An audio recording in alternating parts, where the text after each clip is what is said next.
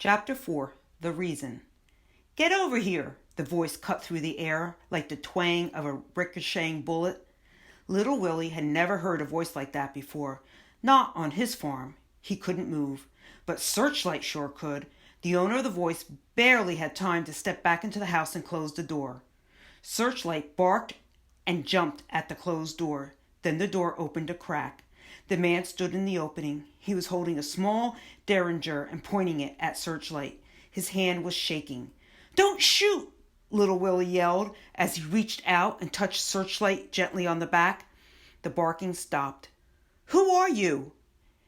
"Name's Clifford Snyder, state of Wyoming," the man said with authority. He opened the door a little further. The man was dressed as if he was going to a wedding. A city slicker. He was short, with a small head, and thin, droopy mustache that reminded Little Willie of the last time he drunk a glass of milk in a hurry. "What do you want?" Little Willie asked. "Official business. Can't the old man inside talk?" "Not regular talk. We have a code I can show you." As Little Willie reached for the door, Clifford Snyder again aimed his gun at Searchlight, who had begun to growl. "Leave that thing outside," he demanded. "She'll be all right if you put your gun away." "No." "Are you afraid of her?"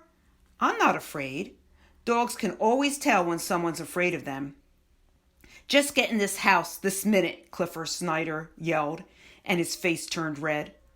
Little Willie left Searchlight outside, but Clifford Snyder wouldn't put his gun away until they were all the way into Grandfather's bedroom, and then he insisted that Little Willie shut the door.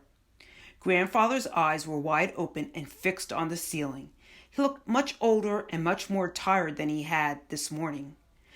"You know better than other folks," Clifford Snyder began as he lit up a long, thin cigar and blew smoke towards the ceiling. "And anyway, it's the law, plain and simple." Little Willie didn't say anything. He was busy combing Grandfather's hair like he did every day when he got home. When he finished, he held up the mirror so Grandfather could see.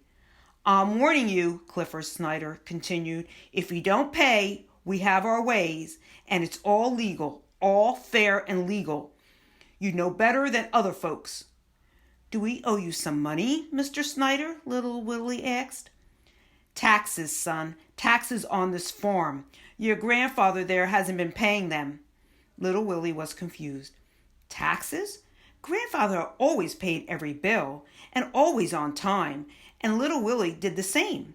So what was this about taxes? Grandfather had never mentioned them before. There must be some mistake." "Is it true?" Little Willie asked Grandfather. But Grandfather didn't answer.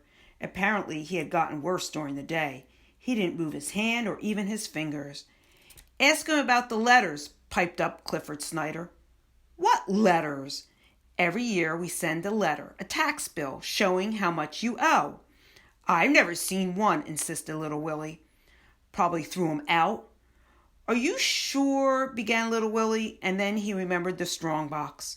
He removed the boards, then lifted the heavy box up onto the floor. He opened it and removed the papers he remembered seeing when he had looked for the money to rent the horse. "Are these the letters?" he asked. Clifford Snyder snatched the letters from the Little Willie's hand and examined them. "Yep, sure are," he said. "These go back over 10 years. He held up one of the letters. "This here is the last one we sent." Little Willie looked at the paper. There were so many figures and columns and numbers that he couldn't make any sense of what he was looking at. "How much do we owe you, Mr. Snyder?" "Says right here, clear as a bell." The short man jabbed his short finger at the bottom of the page. Little Willie's eyes popped open. $500? We owe you $500? Clifford Snyder nodded, rocking forward onto his toes, making himself taller. "And if you don't pay, I figured this here farm is just about worth—" "You can't take away the farm!" Little Willie screamed, and Searchlight began barking outside. "Oh, yes, we can," Clifford Snyder said, smiling, exposing his yellow, tobacco-stained teeth.